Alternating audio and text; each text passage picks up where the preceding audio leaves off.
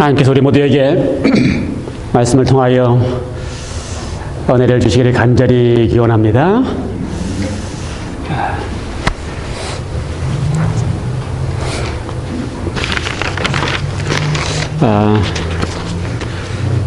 우리가 지금 계속해서 마태복음 시리즈를 해오고 있습니다. 벌써 17번째 시간, 마태복음 시리즈 17번째 시간이 되었습니다. 마태복음 몇 장입니까? 17장입니다. 예, 잘하셨습니다. 17장입니다. 절반을 넘었고요. 마태복음 우리가 잘 가고 있습니다. 오늘은 제목이 무엇을 할까? 제목을 어떻게 선택할까? 고민을 많이 하고 생각을 많이 하다가 아직 이것저것 많이 고민을 했는데 제목이 뭔지 아세요? 올라가서 내려가서. 마태복음 17장에 보면은요, 두 가지 커다란 사건이 등장합니다. 하나는 산 위에 올라가는 장면이 올라가는 사건이 등장하고요, 바로 연이어서 산에서 내려오는 사건이 등장합니다. 그래서 제목이 올라가서 내려가서입니다. 그래서 우리는 두 장면 속에서 장면이 두 개가 등장하지만 주제가 하나로 통일되어 있습니다. 그래서 한 가지 주제를 가지고 두 장면을 마태복음 17장에서 올라가는 장면과 내려가는 장면을 가지고 함께 살펴보려고 생각을 합니다. 마태복음 17장 1절은 엿새 후에라고 시작됩니다. 엿새 후에. 어디를 근거로 엿새 후가 지났을까요? 엿새 후에 그러면 무슨 근거가 있어야 되잖아요. 어떤 근거로 엿새 후가 지났어요? 안식일 지난 다음에 엿새 후에. 그러면 이제 금요일 저녁이네. 좋은 생각입니다. 또요. 엿새 후에. 어떤 사건을 지난 다음에 엿새 후가 지났을까요? 예, 쉽게 이해하십시다. 15장의 사건 다음에 지난 다음 엿새 후의 사건입니다. 한번 정리해 볼까요? 10장부터 정리해 보겠습니다. 10장에 예수님께서 제자들을 파송합니다. 10장에 예수님께서 제자들을 파송해요. 거저 받았으니 거저 주어라. 그러고 났더니 제자들이 갈릴리 지방을 온 천지를 돌아다니면서 복음을 증거하는데요, 놀라운 일들이 일어납니다. 그렇죠? 기적이 일어나요. 귀신 들린 자가 귀신이 나가고요, 병자들이 나음을 받고요. 누구를 통해서요? 제자들을 통해서. 예수님이 아닙니다. 둘씩 파송한 제자들도 갈릴리 지방을 다니면 병자들이 낫고요, 귀신들이 나갔습니다. 그래서 얼마나 갈릴리 지방이 놀랬는지 14장에 가면요, 헤롯이, 갈릴리 지방을 통치하던 헤롯이 깜짝 놀랐습니다. 그래서 뭐라 그래요? 자기가 죽인 요한이 살아남는 모양이다. 그래서 헤롯이 겁을 먹은 사건이 14장이고, 그 결과로 제자들의 그 전도의 결과로 예수님께서 제자들과 함께 피하여 한적한 곳 베세다 지방으로 가셨을 때에 갈릴리에 있던 온 지방 사람들이 모여서 5,000명, 그러면 아이들과 여자까지 합하면 몇 명? 약 2만 명의 사람들이 모여들었습니다. 얼마나 예수님과 제자들이 놀라운 기적을 베풀었는지 2만 명이 모여들었어요. 그게 14장입니다. 예. 그리고 나서 예수님께서 바다를 건너서 무리를 걸은 다음에요, 바다를 건너서 가버나움 지방으로 돌아왔더니 그곳에 이미 바리새인들과 서기관들이 15장에 가면 기다리고 있어요. 그래서 뭐라 그래요? 당신의 제자들은 손을 씻고 밥을 먹지 않는다. 손 씻고 밥 먹는 건 당연한데 손 씻고 밥을 먹지 않는다고 논쟁을 합니다. 예수님께서 그 논쟁을 피하셔서 시돈 두로 지방을 가셔서 가나안 여인을 만나시고 드디어 갈릴리 지방을 따라셔서 이방인들에게 복음을 전하기 시작하면서 가나안 여인을 만나시고 그 딸을 고치시는 사건이 15장에 등장합니다. 한 바퀴 뺑 돌아서 갈릴리와 북쪽을 뺑 돌아서 갈릴리 동쪽에 데가볼리 지역에 가서 이방인들을 향하여 그렇죠. 이방인들이 이제는 한 15,000명이 모여들었어요. 그것도 다 강주리에 음식을 싸가지고 와서 사흘치 음식을 싸가지고 와서 예수님께 사흘 동안 병고침을 받고 말씀을 들었습니다. 사흘이 다 지난 다음에 예수님께서 불쌍해서 너희가 먹을 것을 주라 그래서 4,000명을 먹이셨다고 하는 기록이 등장합니다. 15장이에요. 그리고 나서 예수님이 다시 배를 타고 어디로 돌아왔어요? 마가다 지방에 돌아왔습니다. 16장. 돌아왔는데 돌아오니까 바리새인과 사두개인들이 또 와가지고 예수님과 논쟁을 합니다. 여보에는 뭐라 그래요? 사두개인과 바리새인이 와가지고 16장에 예수님께 사인을 보여달라고 이야기를 해요. 그랬더니 예수님이 이미 내가 너에게 많은 사인을 보여주지 않았느냐. 어떤 사인? 요나의 징조, 요나의 표적을 보여주었다. 요나가 하루아침에 니느웨 사람을 다 해결시킨 것처럼 너희가 지금 갈릴리 지방 이렇게 해결하는 일이 일어나는 사실 보지 않느냐는 사인을 보여줍니다. 그래도 바리새인과 사두개인들은 그 이야기를 듣지 않지요. 그리고 나서 예수님께서 바리새인과 사두개인들의 누룩을 조심하라고 말씀하십니다. 16장이에요. 예. 누룩을 조심하라. 무슨 누룩이에요? 두 가지, 바리새인과 사두개인이 가지고 있는 두 가지의 커다란 교훈, 가르침에 문제가 있었어요. 바리새인은 어떤 가르침을 합니까? 율법을 지켜야 한다. 율법을 지킴으로 의롭다. 그리고 바리새인들은 뭐라 그래요? 나는 율법을 지켰으므로 의로운 사람이라고 생각을 합니다. 예수님께서는 바리새인의 그러한 율법을 보는 관점을 주의하라고 가르칩니다. 그렇죠? 또 반대로 사두개인은 어떻게 율법을 봐요? 사두개인은 율법을 볼 때 자기들이 편한 대로 봅니다. 자기들에게 맞으면 이거는 지켜야 될 것이고 자기들에게 안 맞으면 이것은 피해야 될 것이고, 그래서 자기들은 율법을 자기 마음대로 해석해서 자기들이 원하는 대로 지켜도 되고 안 지켜도 되는 걸로 해석을 합니다. 그래서 두 율법에 대한 관점들이 잘못되었음을 이야기하면서 예수님이 뭐라 그래요? 율법은 하나님께서 우리에게 하신 언약이고 약속이므로 우리는 어떻게 하는 것이다? 믿는 것이다. 그럼 우리가 하나님의 언약하신 것과 약속을 믿으면 우리 속에서 율법이 어떻게 된다? 이루어진다. 그러므로 율법은 지키는 것이 아니고 율법은 우리 속에서 하나님의 은혜로 믿음으로 이루어지는 것이라는 사실을 예수님께서 설명하고 계십니다. 그리고 나서 예수님께서 또 바리새인과 사두개인들을 피하여 배를 타고 건너가신 다음에 북쪽 이스라엘 끝까지 갑니다. 거기가 어디예요? 근데 이것도 아시면은 예수님이 제자들을 데리고 갈릴리 호수를 건넌 다음에 베스다에서 출발해가지고 이스라엘의 끝쪽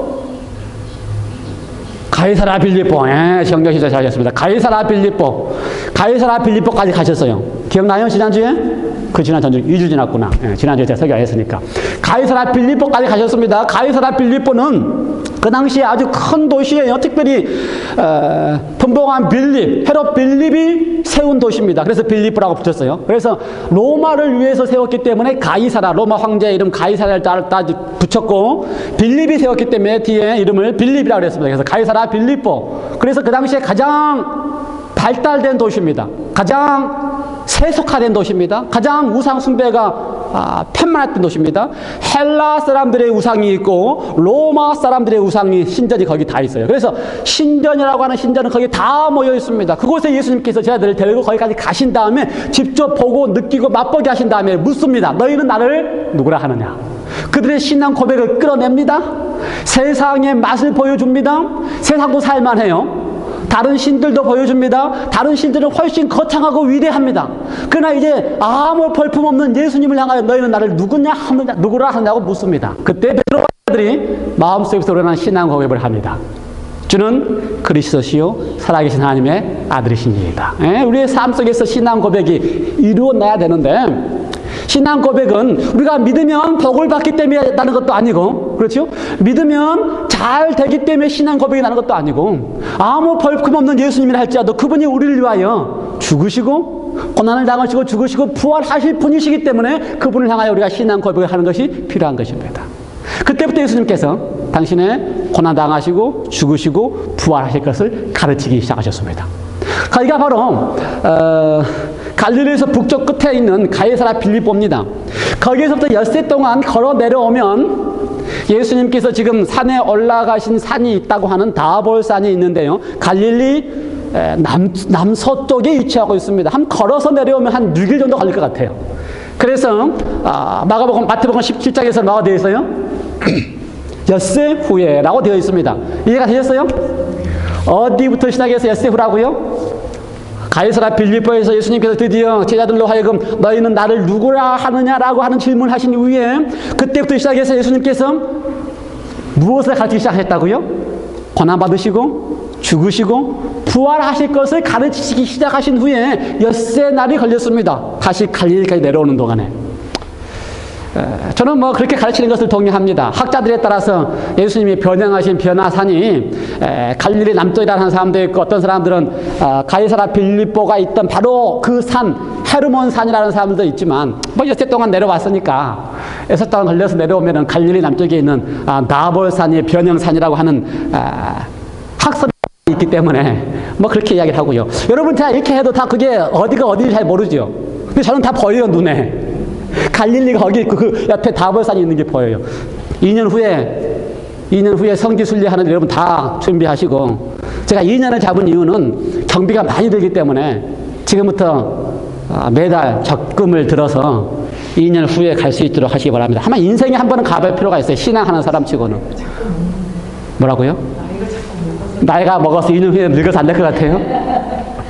운동도 하시고 준비하시면서 적금하시는 것만큼 운동도 하시고 신앙을 하시면서 한 번쯤은 가볼 필요가 있다고 생각이 돼요. 그래서 예수님께서 6일을 걸려서 엿새를 걸려서 어디로 왔다고요? 엿새 걸려서 다볼산까지 왔어요. 누구예요? 다음 주라고 알고 있는데 어떻게 됐어요? 네. 그래서 엿새 걸려서 왔는데, 다른 성경에 보면 어떤 성경은, 여덟 걸렸다 그랬어요, 여덟의 후에. 어떤 사람들 성경이 엉터리다. 어떤 데는 6일 걸렸다, 어떤 때는 여덟에 걸렸다 그러고. 근데 그런 거 가지고요, 따질 필요 없습니다. 뭐, 엿새 걸리면 어떻고, 여덟에 걸리면 어때요? 어쨌든 예수님이 변형산에 가셨다는 게 중요하지. 그러니까 그래갖고 따지지 마시고, 뭐 저자가 느낌에 따라서 여덟에 걸렸다고 할 수도 있고 엿새 걸렸다 할 수도 있으니까 성경이 틀렸다느니 뭐 그런 말 하지 마시고, 예, 어쨌든 예수님께서 엿새 후에 드디어 베드로와 야고보와 그의 형제 요한을 데리고 따로 높은 산에 올라가셨더니, 높은 산에 올라가셨습니다. 따로 올라가셨어요. 누구를 데리고요? 세 제자를 데리고 높은 산으로 올라가셨습니다.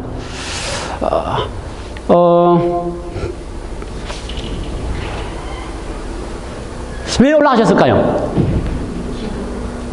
기도하러. 우리 정승 교수님 잘 답하셨습니다. 기도하러. 동의해요? 근거가 있어요? 기도하러 가셨겠죠. 예수님은 산에 잘 가시기 때문에. 사실 이 세 제자도 예수님을 따라가면서 예수님이 사는 산으로 데리고 가는 동안에 무엇 때문에 가는지 이미 알고 있었습니다. 왜요? 예수님은 늘 기도하러 산에 가셨기 때문에, 또 때때로 자기들을 데리고 산에 가는 길을 늘 하셨기 때문에. 그리고 남아있는 9명의 제자들도 사실은 예수님이 3명의 제자들만 데리고 가도 왜 데리고 가는지 알았어요. 뻔히 알아요. 왜요? 저희 산으로 가시는 것은 기도하러 가시는 것이다. 그래서 남아있는 9명의 제자들은 속으로 다행이다 생각했을지도 몰라요. 왜요? 생각해 보세요. 엿새 동안에 산 내려왔지요. 가이사랴 빌립보에서 걸어서 잠잠해서 걸어서 내려왔으니 얼마나 피곤하고 지쳤겠어요. 또 내려오면서 그냥 내려왔겠습니까? 그렇죠. 가는 곳마다 만나는 사람마다 치료하시든지 가르치시든지 하면서 내려왔을 텐데 다들 피곤하고 지쳤을 거 아닙니까? 그러니 남아있는 9명의 제자들은 다행이다, 산에 또 올라가서 기도할 텐데 라고 좋아했을 것이고, 따라가는 3명의 제자들도 뭐라 그래요? 예수님이 또 기도하러 가시는가 보다라고 생각하며 따라갔을 것입니다. 성경도요, 같은 문맥 속에서 마태복음에서는 따로 산에 가셨다라고만 이야기했지만 누가복음에서는 어떻게 되어 있어요? 예수님이 기도하러 산에 가셨다고 되어 있습니다. 그러니 우리가 다 아시는 것처럼 예수님이 제자들과 함께 기도하러 산에 가신 것은 사실이에요. 그렇다면 왜 그랬을까? 뭐 늘 해오던 것이기 때문에 예수님이 기도하러 산에 가셨을까? 당연히 그럴 수도 있어요. 예수님은 자주 산에 기도하러 가시기 때문에. 근데 두 가지 이유에서 예수님이 기도할 필요가 있었습니다. 오늘 제 온 설교의 제목은 기도입니다. 예수님은 두 가지 이유에서 기도하실 필요가 있으셨습니다. 첫 번째는요, 일주일 전부터 시작해서 드디어 비로소 무엇을 가르치기 시작하셨어요? 당신 자신의 고난과 죽음과 다시 살아나실 것을 가르치기 시작하셨습니다. 그러므로 당신 자신도 지금 앞으로 6개월 후면, 이때가 바로 AD 30년 가을이고요, AD 31년 봄에 예수님께서 유월절에 돌아가시는데 6개월 후면 당신께서 온 인류를 위하여 고난받으시고 십자가의 고통 속에서 죽으실 것을 아셨습니다. 그때부터 설명하기 시작하셨으니까요, 가르치기 시작하셨으니까요. 17장 뒷부분에 가면은 예수님께서 몇 절입니까? 23절입니까? 22절입니까? 22절, 23절에 보면은 인자가 장차 사람들에게 붙잡혀서 어떻게 하신다? 고난을 당하시고 죽으셨다가 부활하신다는 사실을 또 말씀하셨습니다. 그러므로 지금 계속해서 그 말씀을 하시고 그걸 가르치실 때입니다. 그러므로 본인 당신 자신도 고난과 죽음과 그걸 다 견디고 가야 되는 그 길에 관한 두려움이 있었습니다. 그러므로 가장 절실히 기도가 필요하신 분은 당신 자신을 위한 기도가 필요하셨습니다. 예수님 당신 자신이 이 고난의 길을 자기가 가는 것이 두려웠기 때문에 기도하시자마 하셨습니다. 두 번째는요, 그걸 예수님께서 가르치기 시작하는데 제자들이 그걸 알아들어요? 못 알아들어요? 예, 고난과 죽음과 부활까지 대해서 전혀 알아듣지를 못합니다. 17장에 또 이야기를 또 알아듣지를 못해요. 그러니 예수님께서 산에 가셔서 그 알아듣지 못하는 제자들로 하여금 깨닫게 해달라고 기도하실 수밖에 없어요. 그러니 예수님께서 그 6일 동안의 여행 가운데 있는 피곤함과 지친 것을 다 물리치시고 기도하시러 산으로 가셨습니다. 그렇다면 산 위에서, 그렇죠? 산 위에서 기도할 때에 무슨 일이 나는가? 우리의 삶 속에서 기도할 때에 무슨 일이 나는가?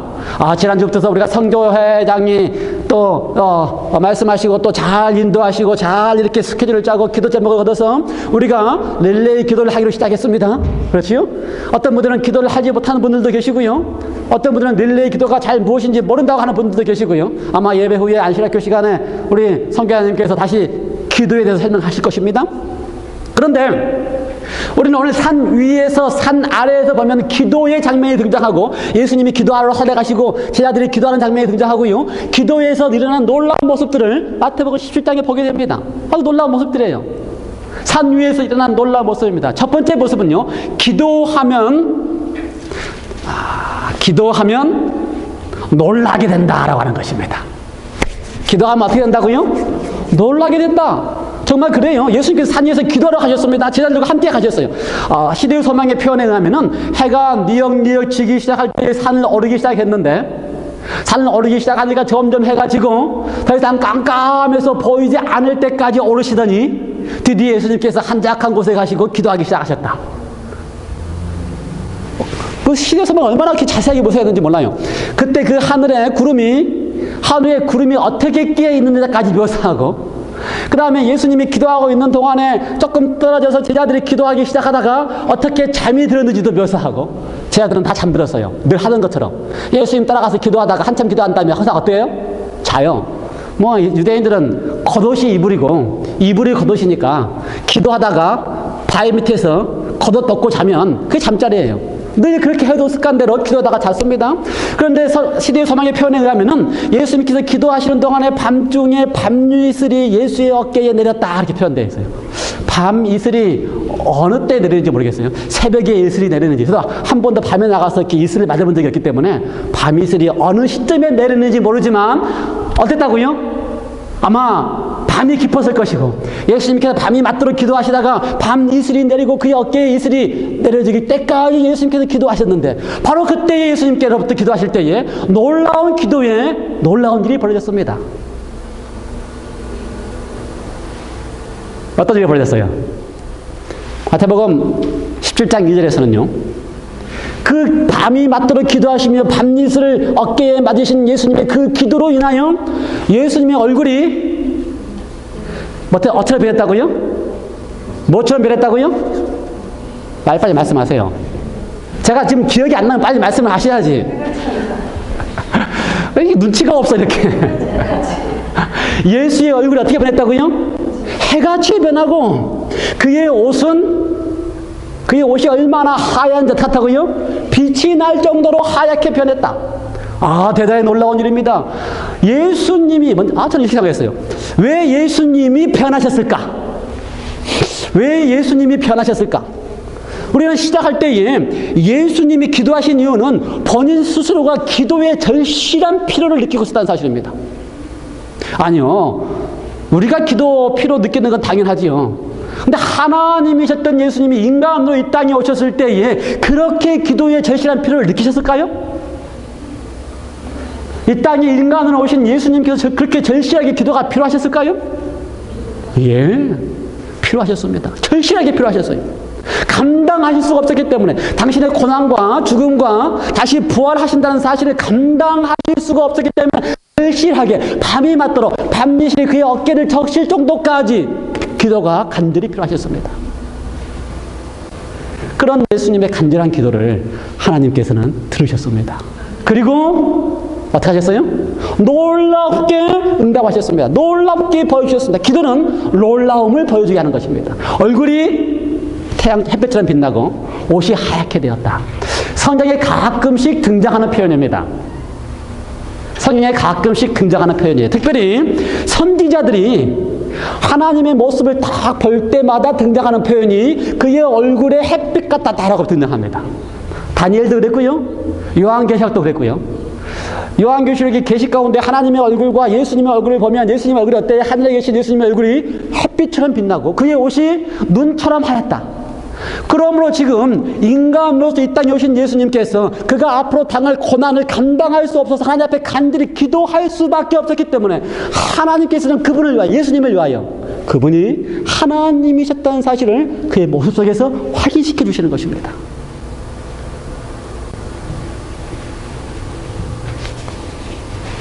하물며, 그렇죠? 하물며 예수님께서 그렇게 기도를 통하여 당신이 가지고 있던 고민을 해결해야 하셨다면, 그리고 예수님이 이렇게 간절한 마음으로 당신이 가지고 있는 고민을 하나님 앞에 아뢰고 응답받는 체험을 하였다면 우리야말로 얼마나 더 간절히 하나님 앞에 기도해야만 하고, 또 우리의 기도가 하나님께 응답되어서 예수님처럼 놀라운 경험을 할 수밖에 없다는 사실을 성경은 가르치고 있습니다. 여러분, 예수님처럼 얼굴이 태양처럼 빛나고 옷이 하얗게 되는 경험을 하고 싶습니까? 하고 싶어요? 성경은 그걸 가르쳐서 영광이라고 표현했습니다. 영광. 그래서 많은 다른 성경들 가운데 예수께서 인자가 하늘 영광을 구름을 타고 하늘에서 영광 가운데 온다고 표현되어 있어요. 그것이 예수님의 하나님으로서의 영광입니다. 얼굴이 햇빛처럼 빛나고, 그 다음에 어떻게 해요? 옷이 하얗게 빛나는 하나님의 영광으로 구름 가운데 우리 가운데 온다고 표현되어 있어요. 그런데 또 다른 성경절 가운데 아주 재미있는 성경절이 있습니다. 고린도후서 3장 18절입니다. 한번 찾아서 읽어볼까요? 고린도후서 3장 18절.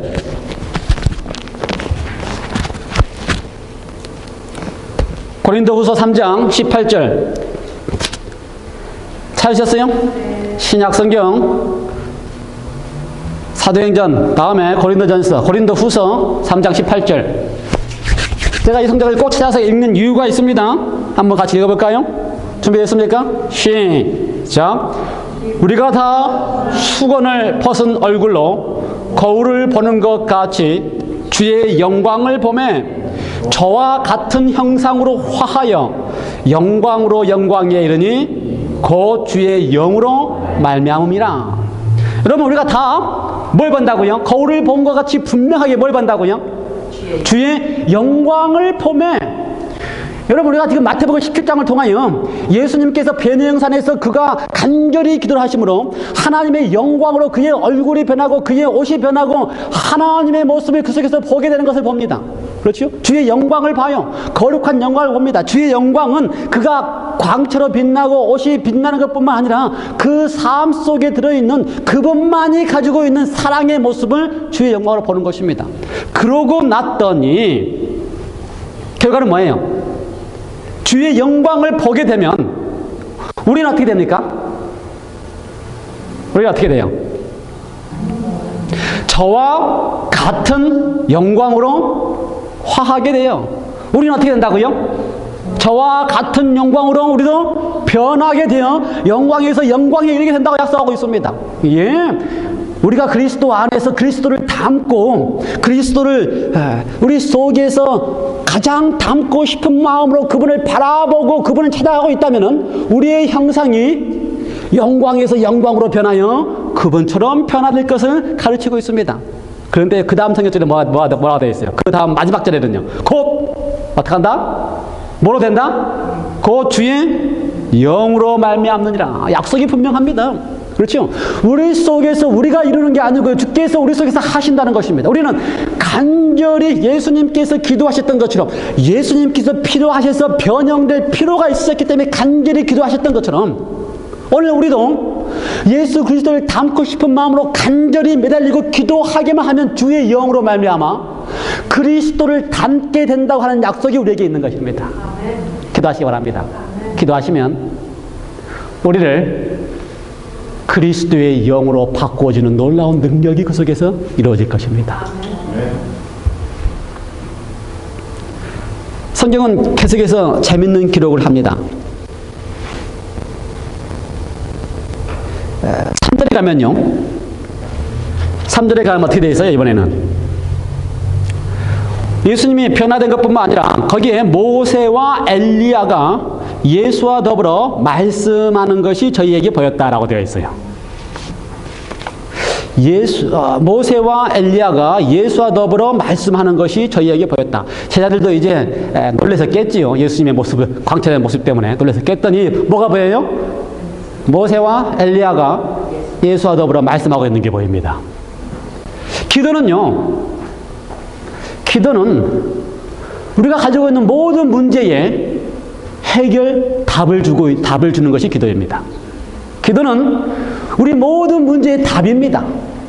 여러분, 문제가 있을 때에 답을 몰라서 고민하지 마시고 기도하시면 답이 거기에 있는 것을 보게 됩니다. 3절에 모세와 엘리야가 예수와 더불어 뭐하고 있었어요? 말씀을 나누고 있었습니다. 예수님이 간절히 기도하신 이유는 뭐 때문에 기도하셨다고요?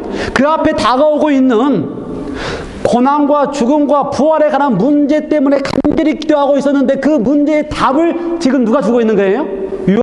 모세와 엘리야가 예수와 더불어서 대화를 나누면서 답을 주고 있는 것입니다. 마태복음에는 정확히 기록되어 있지 않지만 다른 성경 가운데 같은 문맥 속에서 또 다른 성경은요, 같은 문맥이 마가복음 9장과 누가복음 9장이 같은 내용이 다 등장하는데요. 마가복음과 누가복음을 보면은 예수님께서 엘리야와 모세가 예수님과 나누는 대화의 내용을 기록하고 있습니다. 마태복음은 대화의 내용이 뭔지 모르지만 뭐라고 되어 있는지 아세요? 무슨 내용인지? 모세와 엘리야가 예수님께 나누는 대화가 예수님께서 예루살렘에서 별세하실 것에 대하여 나누었다라는 것입니다. 한국말은 어려워요. 예수님께서 예루살렘에 가게 되면 별세한다. 것이 무슨 말이에요? 한자로 별세. 세상과 이별하게 된다, 그 말이죠. 세상과 작별하게 된다. 죽으심에 대한 이야기를 나누었다는 것입니다. 지금 예수님께서 가장 고민하고 있고 가장 걱정하고 있는데 내가 지금 온 인류를 위해서 죽으면 내 죽음이 하나님 앞에 간합될 것인가에 대한 두려움 속에서 죽는 것이 두려웠지는 않을 것 같아요. 그렇죠? 적어도 예수님께서 삶을 내가 인류를 위하여 죽으실 것이라고 생각하고 사셨기 때문에 죽으심에 대한 두려움보다 자신의 죽음이 하나님께 간합되어 자신의 죽으로 하면 온 인류가 구원을 받을 수 있는지에 대한 확신이 가장 두려운 것입니다. 그런데 그 앞에 모세와 엘리야가 나와서 예수님께 대하여 죽음에 대한 이야기를 합니다. 모세와 엘리야는 예수님이 가장 두려워하고 있는 죽는 이유에 대한 상징입니다. 예수님이 죽는 이유가 뭐예요? 온 인류를 위하여 그들이 죽어도 다시 산다고 하는 보장을 하시기 위하여 죽는 것입니다. 죄인이 죽어도 당신의 죽음으로 말미암아 그 죄인이 다시 살 수 있다는 보장을 하는 것입니다. 그 죄인의 대표가 누구예요? 모세입니다. 모세야말로 그의 죄 때문에 하늘에 가지 못하고 어떻게 했어요? 가나안 땅에 들어가지 못하고 마지막 그 느보산에서 죽었습니다. 그런데 그 죽은 모세가 예수 그리스도로 말미암아 다시 살아서 그의 앞에 나타날 수 있다고 하는 사실이야말로 당신의 죽음이 헛되이 되지 않는다는 사실을 주는 답이었습니다. 엘리야는 어떤 사람이에요? 엘리야는 죽지 않고 하늘로 승천한 사람입니다. 예수 그리스도의 죽음이, 당신의 죽음이 죽지 않고 살아서 구원받은 사람도 있다는 사실을 보여주는 답이고 약속이었습니다. 그러므로 기도는 자신이 가지고 있는 고민의 답입니다. 예수님의 고민의 답이었어요. 우리가 가지고 있는 고민이 있습니다. 우리가 가지고 있는 문제가 있습니다. 예수님이 가지고 있는 문제와 고민을 기도함으로 답을 얻었던 것처럼 우리는 더 하나님 앞에 기도함으로써 우리가 가지고 있는 문제의 답을 얻게 될 것입니다.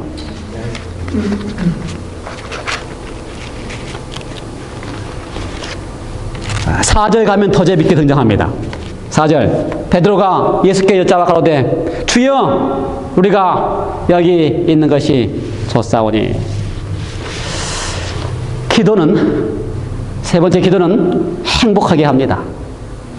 기도는 어떻게 한다고요? 기도는 어떻게 한다고요? 기도는 행복하게 합니다. 여러분, 베드로와 요한과 야고보가 기도 잘하고 있었어요? 잘 못하고 있었어요? 잘하고 있었어요? 못하고 있었어요? 예수님만큼은 못했어요. 아마 9명의 제자들보다는 나았을 겁니다. 그래서 산에까지는 갔으니까. 그리고 한참 기도하다가 잠이 와서 잠이 들었을 것입니다. 그러므로 제자들보다는 낫고 나머지 9명의 제자들보다는 낫고 예수님보다는 기도를 못하고 있었을지 몰라요. 그런데 기도를 하고 있는 예수님의 덕분에 누가 행복했어요? 제자들이 행복했어요. 얼마나 행복한지 우리가 여기다가 초막셋을 짓고 주님과 함께 거하고 있는 것이 가장 행복하겠습니다. 누구 덕분에? 기도 열심히 한 예수님 덕분에. 베드로 만났지, 아니요, 죄송합니다. 엘리야 만났지요. 모세 만났지요. 거기에 하나님의 형상으로 변화되어 있는 예수님이 있지요. 그곳에 초막 3개를 짓고 함께 거하는 것이 가장 행복합니다. 기도는 어떻게 한다고요? 행복하게 합니다. 예. 기도는요, 우리가 기도할 때에, 기도는 우리의 가장 사랑하고 있는 누구와 더불어서 대화를 나누는 것입니다. 그렇죠? 대화를 나누는 거예요. 우리 문지사의 표현은 늘 하는 표현 중 하나가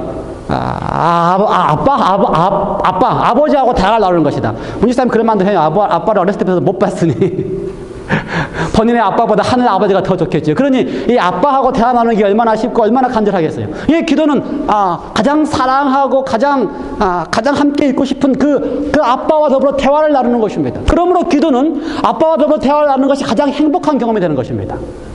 가장 행복한 경험이에요. 그러므로 기도는 행복해지게 한다. 기도는 우리를 행복하게 한다. 제자들이 사실 기도에 실패했다 할지라도, 잠이 들어 기도에 실패했다 할지라도 또 다른 기도하는 누구로 인하여 그들이 행복함을 경험했습니다. 우리는 기도할 때 이렇게 기도할지 몰라요.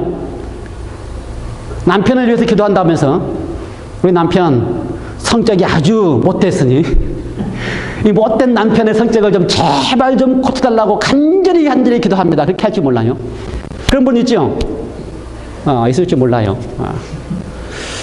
그런데 진짜 남편의 성격을 변하게 할 수 있는 기도는 여러분이 기도를 그렇게 했기 때문에 변하는 게 아니고요. 그렇죠?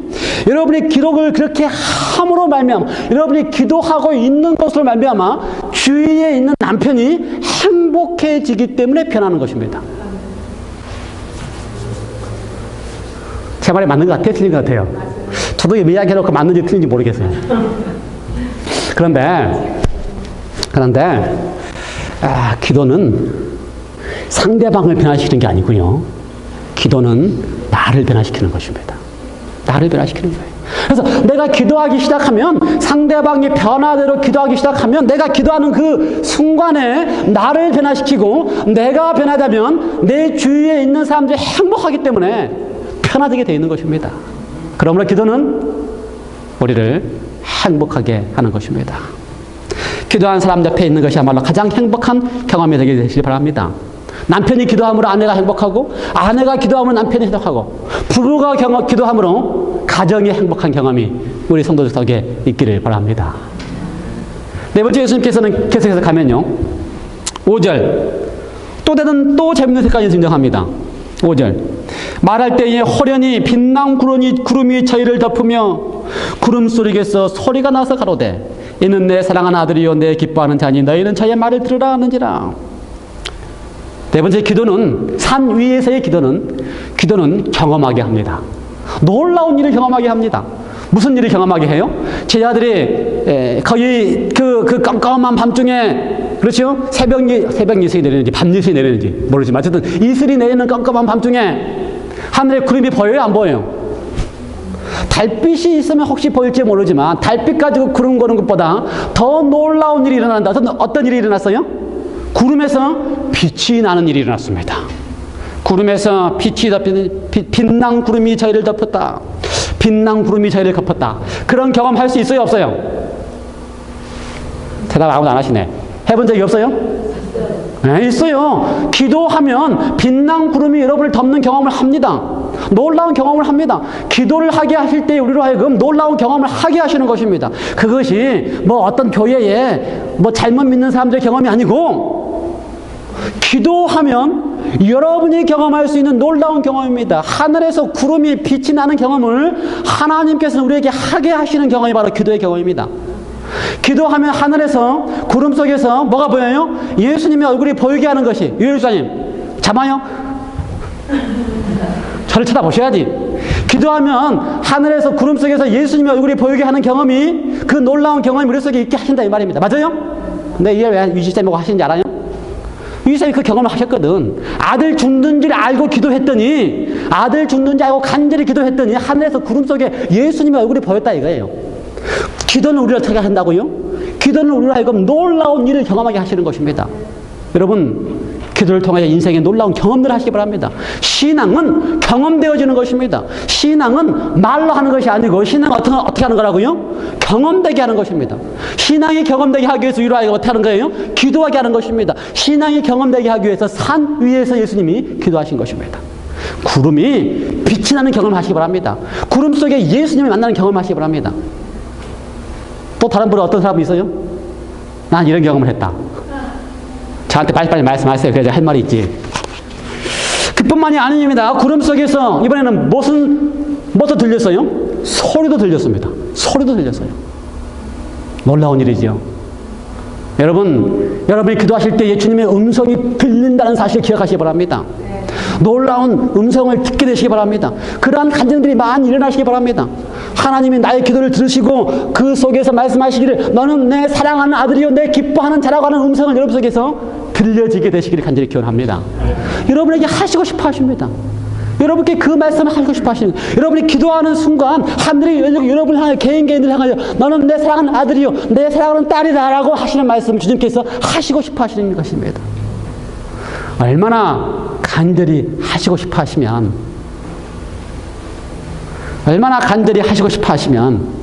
그러시요? 온 성도들로 하여금 기도하게끔 그렇게 기회를 주시고 호소하시고 우리 모두가 다 기도할 수 있게 하시겠어요? 경험, 만나는 경험 하시기 바랍니다. 만나는 경험. 오늘 우리 예지 만나서 얼마나 행복한지 몰라요. 이인경 지사 만나서 얼마나 행복한지 몰라요. 그렇죠? 만나는 경험 얼마나 행복해요. 그 행복하고 좋은 경험을 예수님께서 우리로 하여금 당신과 만나도록 하기 위해서 어떻게 하신다고요? 기도하도록 하시고요. 주님께서 당신이 스스로 만나시기 위하여 기도하시는 것입니다. 여러분, 만나서 행복한 경험을 하시기 바랍니다. 산 위에서, 집안에서, 골방에서 만나서 행복한 경험을 하시기 바랍니다. 4절, 5절 마지막 부분에 보면요. 너는 내 사랑하는 아들이요 내 기뻐하는 자니 너희는 어떻게 되어 있어요? 저의 말을 들어라. 저의 말을 듣는다. 한마디로 뭡니까? 우리가 잘 쓰는 이야기로 순종. 근데 순종을 잘못 쓰면요 잘못된 순종을 합니다. 그런데 저의 말을 들으라 할 때에 경험하고 맛보고 그 다음에 하나님과 함께 있는 것이 기도를 통하여 주님과 더불어서 말씀하는 것이 기쁘고 주님께서 나를 향하여 부르시는 소리가 들리면 주님께서 나를 향하여 나의 사랑하는 딸아 나의 사랑하는 아들아 너는 나의 기뻐하는 자라 하는 소리가 들리면 하나님의 말을 듣는 것이 주님의 말을 듣는 것이 행복이고 그의 말을 순종하는 것이 기쁨입니다. 그러므로 순종은 우리에게 뭐예요? 가장 행복한 경험이고 가장 기쁜 경험이고 가장 하고 싶은 경험입니다. 왜요? 왜? 그분의 말을 듣는 것이 가장 기쁘고 가장 행복하기 때문에. 그러면 여러분 기도하는 사람에게는 순종이 밥 먹듯이 쉽습니다. 어떤 분은 밥 먹는 것도 힘들어하시는 분 계시는데 기도하는 사람에게는 그의 말을 듣는 것이 밥 먹는 것처럼 쉽다 이 말이에요. 맞아요? 아멘 안 하세요? 설교 안 끝나요? 아멘. 이렇게 중요한 설교를 하는데 여러분 산 위에서의 경험이 우리 가운데 많이 있기를 바랍니다. 산 위에서의 경험. 마태복음 17장 산 위에서의 경험만 있으면 참 좋은데 왜요? 기도는 우리로 하여금 모든 문제의 답이 되고 기도는 우리로 하여금 능력을 체험하게 하고 기도는 우리로 하여금 기적을 경험하게 하고 기도는 우리로 하여금 행복하게 하고 산 위에서의 기도만 있으면 다 좋은데 문제는 마태복음 17장에 산 아래 내려와서도 있습니다. 내려와서 한번 내려와 볼까요? 이제 산에 내려와서 산 아래 내려와서 마태복음 17장 14절 저희가 무리에게 이르매 내려와서 이제 무리에 이르렀습니다. 저희가 내려와서 무리에 이르러서 어떤 무리예요? 예수님과 세 제자가 기도 다 마치고 날이 밝은 다음에 내려왔습니다. 내려오는데 그 밑에 있던 9명의 제자들이 한 사람의 귀신 들린 아들을 데리고 찾아와서 귀신을 좀 어떻게 하라고요? 나의 아들의 귀신을 좀 쫓아내달라고, 나의 아들의 이 병을 좀 고쳐달라고 왔는데 9명의 제자들이 기도하고 아무리 애를 써도 안 되는 것입니다. 그 장면이 내려와서의 장면입니다. 자, 내려와서 장면 한번 볼까요? 내려와서 14절. 저희가 무리의 이름이 한 사람이 예수께 와서 꿇어 엎드려 가로되 15절 주여 내 아들을 불쌍히 여기소서. 드디어 예수님께서 한 아버지를 만났습니다. 아들 때문에 고통을 당하고 있는 아버지. 그 아들의 질병 때문에 어릴 때부터서 그 아들이 질병으로 인하여 다른 성경에 의하면은 벙어리 귀신이 들렸다고 표현되어 있어요. 귀신 들려서 때로는 불 속에 때로는 물 속에 뛰어드는 그런 아들 때문에 고통을 당하고 있는 아버지가 예수님께 찾아왔습니다. 예수님께 찾아와서 엎드려, 그렇죠? 꿇어 엎드려 가로되. 어떤 모습 같아요? 꿇어 엎드려. 그냥 꿇어 엎드려. 예수 만나서 꿇어 엎드리면 간청하고 간구하는 겁니다. 그런데 예수 멀리 계시는 예수님의 이름을 부르고 꿇어 엎드리는 것은 어떤 모습이에요? 간절함으로 기도하는 모습입니다. 그래서 지금 이 아버지는 사실 우리로 따지면은 예수님 앞에 기도하고 있는 우리의 모습입니다. 참 기도 잘하고 있죠? 꿇어 엎드려 기도합니다. 그렇죠? 아주 멋있는 모습이에요. 그뿐만 아니라 기도하는 내용이 분명합니다. 어떻게 기도했어요? 주여 15절 내 아들을 불쌍히 여기소서. 얼마나 간절하면 예수님께 와서 기도할 때 어떻게 기도해요? 꿇어 엎드려서 그냥 절절하게 간절함으로 주여 내 아들을 불쌍히 여기소서.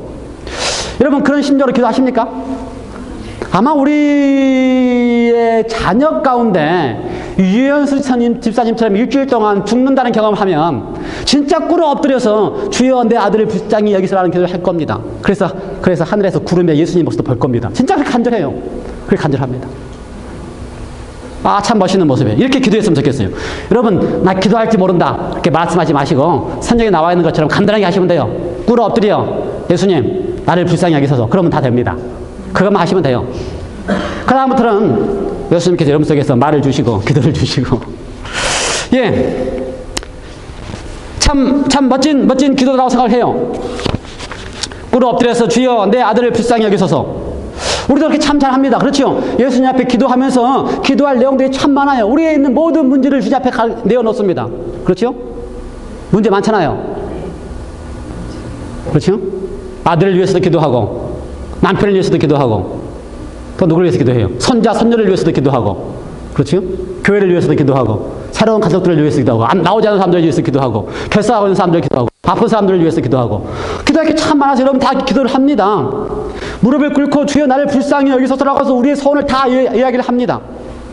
그런데 산 아래에서의 기도에 문제점이 한 가지 있습니다. 기도 참 잘해요. 여러분도 잘하고 저도 잘하고 기도 참 잘해요. 그런데 산 아래 내려와서의 기도에 문제점이 한 가지가 있습니다. 뭐가 문제인가? 같은 문맥 속에서 마가복음에서는요 예수님께서는 문제점을 이렇게 설명하고 계십니다. 마태복음에서는 참 예수님께 나와서 강구를 잘했는데 마가복음 9장에서는요 이 아버지가 예수님을 찾아와가지고 이렇게 이야기를 했습니다. 그 앞줄에 무엇을 하실 수 있거든 주여 내 아들을 불쌍히 여기서 도우소서. 기도의 첫 앞에 뭐가 있다고요? 무엇을 하실 수 있거든 주여 내 아들을 불쌍히 여기셔서 나를 도우소서. 우리는요 우리의 기도 앞부분에 있는 무엇을 하실 수 있거든은 우리의 입속에는 없습니다. 그런데 어디 속에 들어있어요? 우리의 마음속에 들어있습니다. 우리가 기도할 때에 우리의 필요를 간구합니다. 정말 절실히 필요해서 우리 아이들과 우리 자녀들과 우리 손자 손녀들을 위해서 기도를 합니다. 그래서 기도를 잘하고 났는데 우리의 마음속에는 항상 무엇이 들어있어요? 무엇을 하실 수 있거든 해주시고 혹시 하실 수 없으면 내가 기도했지만 안 돼도 할 수 없지요. 왜 우리가 기도가 응답이 안 돼요? 우리 속에 항상 우리 속에는 뭐가 있어요? 해주시면 감사하고 안 해주시면 할 수 없어서 당신이 할 수 없어서 안 해주시면 할 수 없지요. 이게 항상 있어요. 이 아버지처럼 당신이 해줄 수 있어서 아들을 고쳐주시면 감사하지만 할 수 없어서 안 고쳐주시면 내가 지금 간절히 구하지만 그래도 안 고쳐주셔서 할 수 없어서 안 고쳐주시면 할 수 없지요. 우리는 항상 내려와서의 기도를 합니다. 산 위에서의 기도를 해야 되는데 내려와서의 기도를 해요. 우리의 마음속에는 항상 뭐가 있어요? 간구는 하지만 당신의 뜻이 아니라면, 간구는 하지만 당신이 하실 수 없다면 이라고 하는 생각을 늘 가지고 있으면서 어떻게 해요? 응답이 안 돼도 그것이 당연한 것처럼, 그러니 대부분의 기도가 응답이 안 되죠. 왜요? 응답이 안 돼도 당연한 것처럼 생각하고 있으니까. 그때 예수님께서는 얼마나 답답하셨던지, 그렇죠? 그렇게 기도하고 있는 그 아버지가 얼마나 답답하고 얼마나 불쌍하셨던지 아버지의 기도를 가르치십니다. 주님께서는 우리가 이렇게 기도하고 있는 우리의 마음 속에 있는 우리의 그 믿지 못하고 있는 마음이 얼마나 답답하시는지 가르치십니다. 우리가 기도할 때에 당신께서 하실 수 있으면 하시고 할 수 없으면 할 수 없지요 하고 있는 우리의 모습이 답답하시니까 우리를 가르치십니다. 뭐라고 가르치세요? 마가복음 9장 23절. 할 수 있거든이 무슨 말이냐? 믿는 자에게는 능치 못할 일이 없느니라. 할 수 있거든이 무슨 말이냐? 믿는 자에게는 능치 못할 일이 없느니라. 그 이야기를 들은 이 아버지가 바로 예수님 앞에 이야기합니다. 바로 예수님 앞에 이야기해요. 24절. 곧 그 아이의 아버지가, 마가복음 9장입니다. 소리질러 가로되 내가 믿나이다. 나의 믿음 없음을 어떻게 하라고요? 나의 믿음 없는 것을 도와주소서. 여러분, 우리가 기도할 때에 우리는 다 내려와서의 기도를 합니다. 우리는 다 믿지 못하고 기도합니다. 그래서 기도 시작하기 전에 하나님 앞에 기도할 때에 먼저 이렇게 기도하시기 바랍니다. 내가 믿나이다. 나의 믿음 없음을 도와주소서. 주님께서는 우리를 도와주시기 원하십니다. 우리가 기도하는 많은 기도 속에서 필요하기 때문에 절실히 기도함에도 불구하고 우리 마음 한 구석에 믿지 못하고 하실 수 없으면 괜찮다라고 생각하는 우리를 향하여 어떻게 하신다고요? 제발 좀 나에게 너의 그 믿음 없는 것에 대하여 도와달라고 좀 기도하도록 호소하고 계십니다. 여러분, 다른 기도 하시기 전에 제일 먼저 기도하실 거 어떻게 기도하시라고요?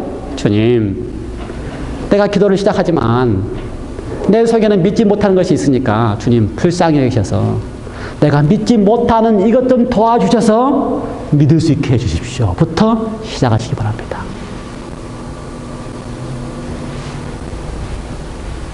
내려와서의 기도. 16절. 예.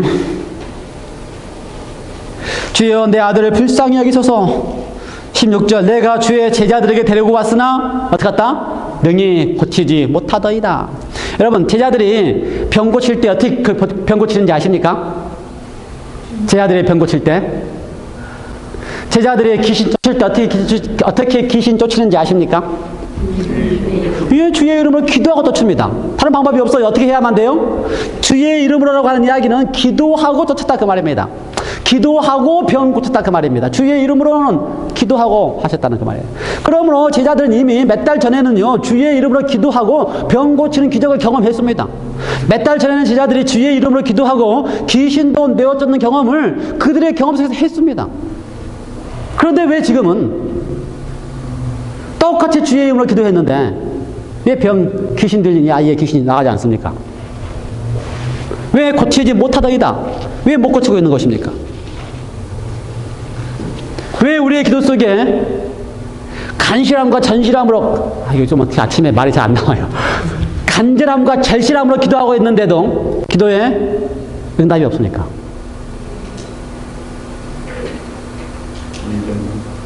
믿음이 부족하다고 말씀하셨어요. 그거 다예요?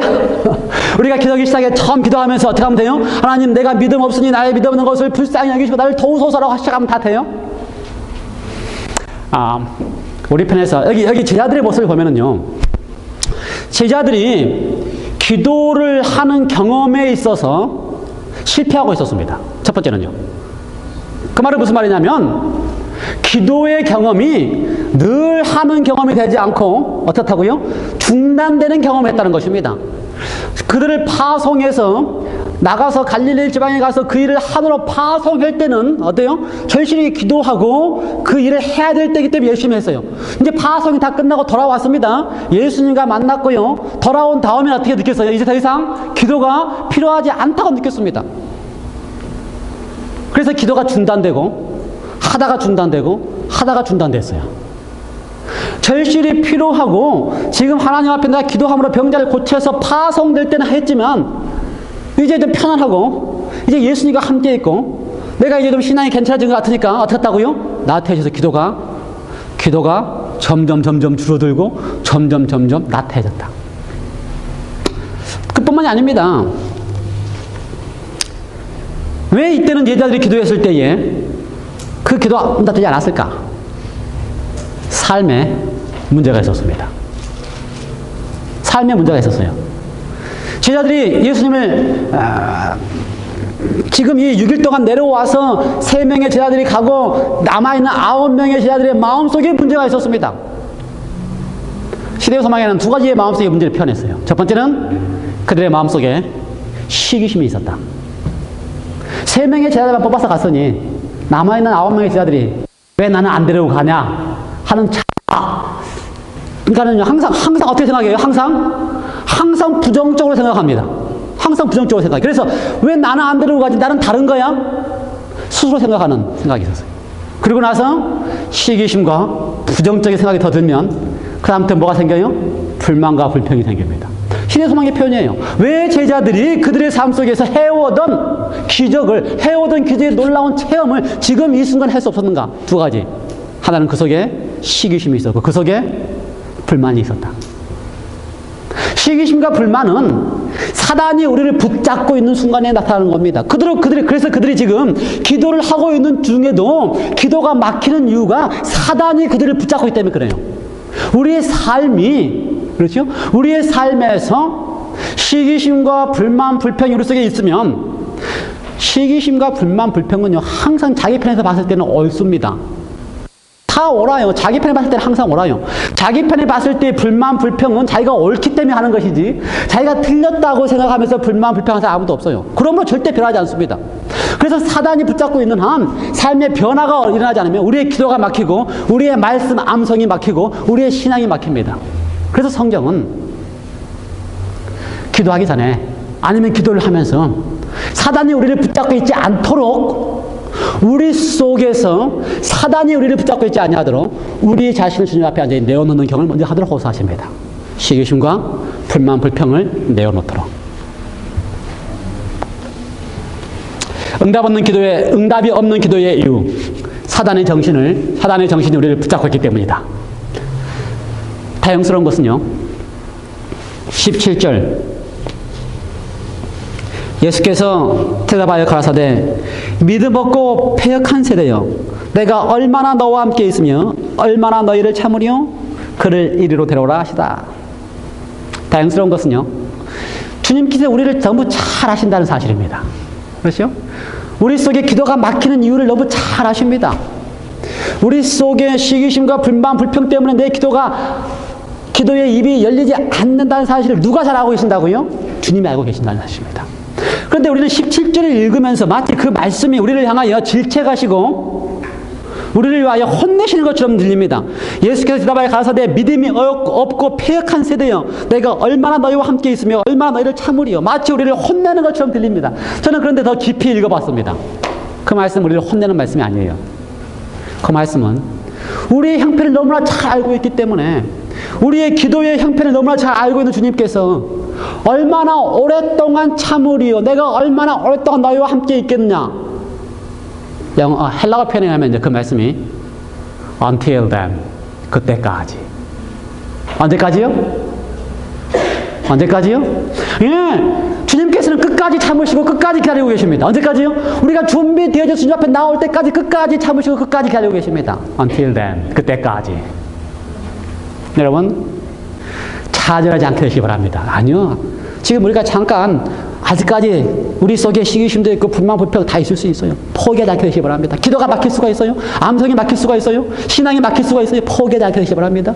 주님께서는 끝까지 우리를 놓지 아니하시고 우리를 붙잡고 계시고 기도를 경험하게 하시고 맛보게 하시고 행복하게 해 주실 것입니다. 마지막 주님께서 약속하고 계십니다. 마태복음 17장 21절 마태복음 17장 21절. 뭐라고 되어 있어요? 없음. 없음. 마지막 약속은 없음입니다. 무슨 약속을 마지막에 이렇게 하셨을까요? 없음. 그 속에 아주 커다란 은혜가 속에 들어있습니다. 그 앞절까지는요, 뭐라고 되어 있어요? 너희가 믿음이 없다라고 되어 있습니다. 믿음이 없어서 이게 너희 속에 일어나지 않는다. 믿음이 없기 때문에 병자를 치유하지 못했다. 근데 21절에 없으면은 무슨 말이 있는지 아십니까? 네? 내가 다 한다. 내가 다 해줄 수 있다. 아주 좋은 말씀이에요. 또 다른 분은 금식하고 기도해라. 그건 어디 보고 하신 거고 자기 마음이 아니고 금식하고 기도하지 않으면 이런 유가 나가지 않는다. 그거는 책 보고 하신 거고 우리 박사님 표시 잘하셨어. 책 안 보고 하셨기 때문에. 예, 맞는 말씀이에요. 예, 마태복음 17장 21절 없으면은 거기에 있는 말씀이 기도 외에는 다른 이유가 없다. 기도 외에는 다른 방법이 없다라고 하는 말씀이 거기 들어있습니다. 어떤 사본에는 들어있어요. 그런데 우리 한글 성경에는 거기에 들어있지 않고요. 새 개역 성경에 들어있나요? 모르겠어요. 어쨌든 그런데 거기에 들어있는 다른 사본에 들어있는 이야기 핵심은 뭐라고요? 너희가 믿음이 없기 때문에 이렇게 되지 않는다라는 이야기하고 너희가 지금 기도하고 있지 않기 때문에 이런 기적이 나지 않는다고 같이 등장하고 있는 것입니다. 그러므로 주님께서 우리 하시는 말씀이 믿음과 기도는 함께 가는 것이라고 하는 것입니다. 믿음이 없으면 기도가 없고 기도가 없으면 믿음이 없다고 하는 이야기를 하고 있는 것입니다. 자, 말 맞게 했어요? 믿음이 없으면 기도가 없고 기도가 없으면 믿음이 없다. 그 말은 무슨 말이에요? 기도와 믿음은 함께 간다. 여러분 머릿속에서 주님께서 믿음 있는 기도를 하게 하시기를 간절히 기원합니다. 우리 속에서 하나님께서 기도의 체험과 기도의 경험을 맛보시게 하기를 간절히 기원합니다. 우리 속에서 주님께서 기도함으로 행복해지는 경험을 있게 하기를 간절히 기원합니다. 예, 내려와서 경험을 다 합니다. 실패할 때도 있고요, 응답되지 않을 때도 있고요, 믿지 못할 때도 있습니다. 그러나 우리를 잘 아신 주님께서는 우리의 형편을 아시기 때문에 끝까지 참으시고 끝까지 기다리십니다. 그래서 우리의 기도가 산 위에서의 기도가 되기를 하십니다. 경험하고 맛보고 체험하고 기쁘고 행복한 기도가 되기를 기도하십니다. 여러분 한 주일 동안 기도하실 때에 우리 속에서 산 위에서의 기도의 경험이 있기를 간절히 기원합니다. 함께 기도하시겠습니다. 하나님 아버지, 마태복음 17장에 우리의 인생의 두 가지의 면을 위에서와 아래에서의 면을 그대로 보게 하시니 감사합니다. 우리는 아래에서 살기 때문에 기도가 믿지 못하고 기도가 응답되지 못하고 기도가 우리 속에서 일어나지 않고 있습니다. 그러한 우리를 보면서 참으로 가슴이 답답하고 안타까워서 끝까지 참으시면서 끝까지 우리와 함께 있겠다고 하시니 감사합니다. 주님의 은혜로 우리로 하여금 산 위에서의 경험을 하게 해주셔서 기도가 능력이 있고 기도가 체험되고 기도가 문제 해결의 답이 되고 기도가 행복하게 하고 기도가 우리를 변화시키는 경험이 우리 속에 주의 은혜로 있게 하여 주시옵소서. 이제 우리가 지난주부터서 날마다 이어서 교회와 가정과 개인과 성도와 우리 모두를 위해서 기도하기로 결심하였사오니 그 기도의 놀라운 부흥과 기도의 놀라운 맛을 보게 해주셔서 체험하고 경험하고 맛보는 신앙의 경험이 기도 속에 있게 하여 주시옵소서. 감사드리오며 이 예수님의 이름으로 기도드리옵나이다. 아멘.